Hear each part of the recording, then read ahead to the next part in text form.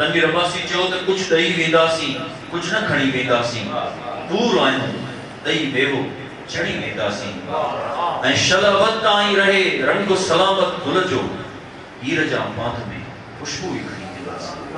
गुज़ारिश आहे असांजी सिंधी ॿोली जी ॿी हिकु उभरंदड़ नौजवान शाइरा जेका तमामु घणो तेज़ी सां लिखे थी ऐं ॾाढो ख़ूबसूरत लिखे थी।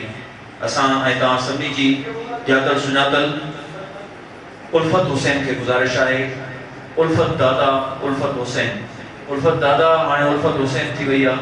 असांजे लाडकाणे साईं संदसि तालुक़ु आहे। उनजी यकीनन तव्हां हिमत अफ़ज़ाई कंदव अचे ऐं पंहिंजी शाइरी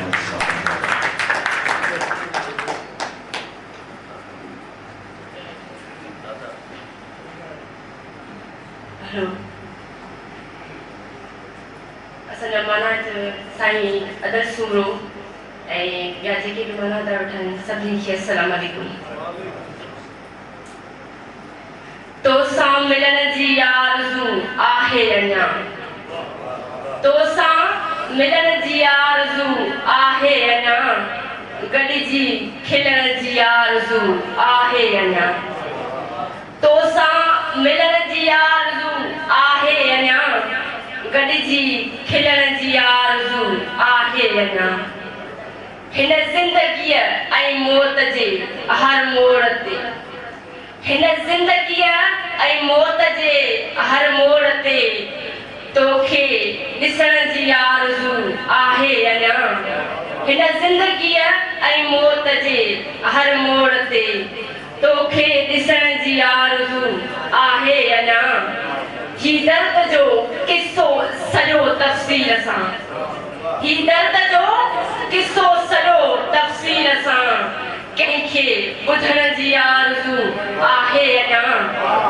तो ज़िंदगीअ जी ॾेई दुआ मारे छॾियो, तो ज़िंदगीअ जी ॾेई दुआ मारे छॾियो, कहिड़े जीअण जी आरज़ू आहे अञा। तो ज़िंदगीअ जी ॾेई दुआ मारे छॾियो, तो ज़िंदगीअ जी ॾेई दुआ मारे छॾियो, कहिड़े जीअण जी आरज़ू आहे अञा। हर दर्द जो हर ज़हर थो मूंखे पिए, हर दर्द जो हर ज़हर थो मूंखे पिए, दिलि खे पीअण जी आरज़ू आहे अञा। हर दर्द जो हर ज़हर थो मूंखे पिए, दिलि खे पीअण जी आरज़ू आहे अञा।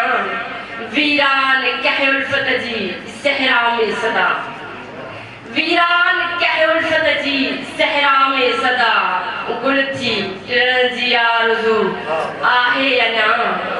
तोसां मिलण जी आरज़ू आहे अञा, गॾिजी खिलण जी आरज़ू आहे अञा। वॾी महिरबानी।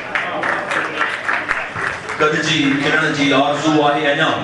इहो ई असांजी नौजवान उभरंदड़ ख़ूबसूरत शाइरा उल्फत हुसैन।